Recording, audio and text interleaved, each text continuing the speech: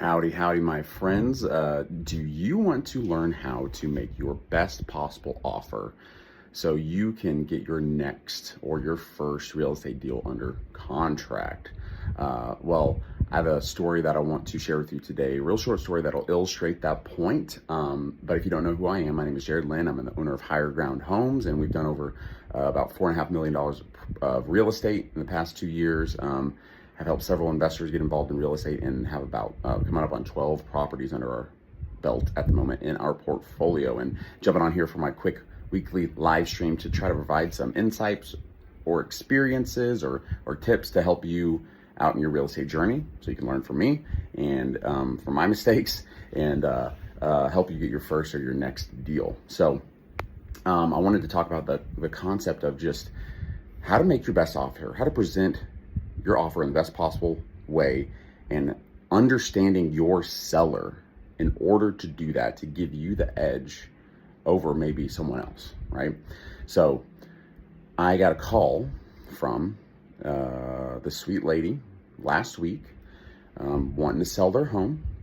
So I get on the phone, asking her questions, trying to understand the house, obviously, but also wanting to understand what the situation is that's making them want to sell, and asking them all those sorts of questions.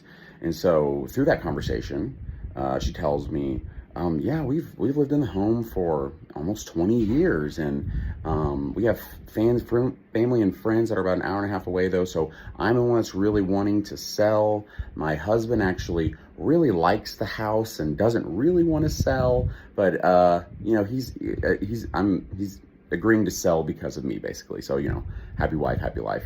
And so thinking through all that and understanding, she also told me that they are in their 60s, so they're an older couple, older generation. And so I get off the phone, looking up the numbers and everything, and thinking about how I'm going to present my offer to them. And so a couple things pop out at me, because generally I like to stay in the comfort of my office and make my offers either on the phone or through Zoom virtually. It's nice and comfy in here, but also more efficient, be able to get more offers out more easily that way as well.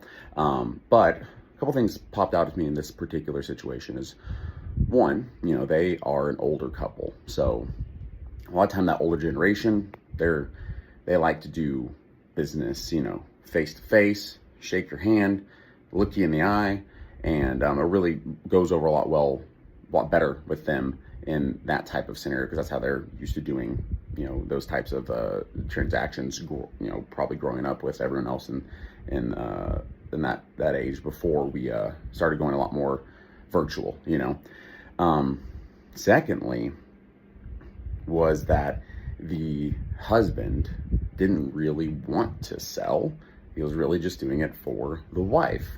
And when you're selling, and also and they've lived there for over 20 years.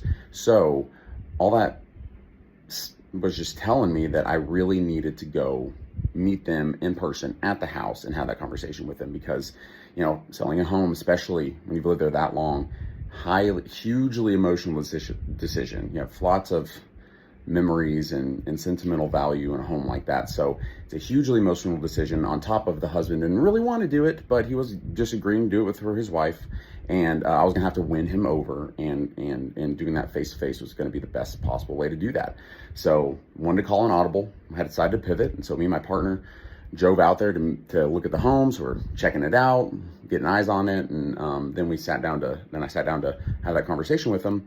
I was able to really connect with them and just walk them through the process, what we could do for them, and all that stuff. And it went over really, really well. And so, and it looks like we're probably going to be able to get that under contract today. So all that to say is just really taking the time to understand your seller, to how to present it in the best way possible to them, to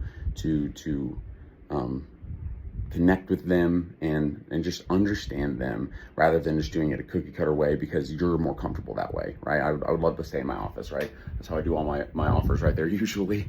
But want to call an audible and pivot if that's going to help me and help them out better as well, So some people are more relational when you're having those conversations. So you really need to understand them, ask them about themselves, and just build a little bit of a relationship there. Others are, just straightforward, cut and dry. It's all about the numbers.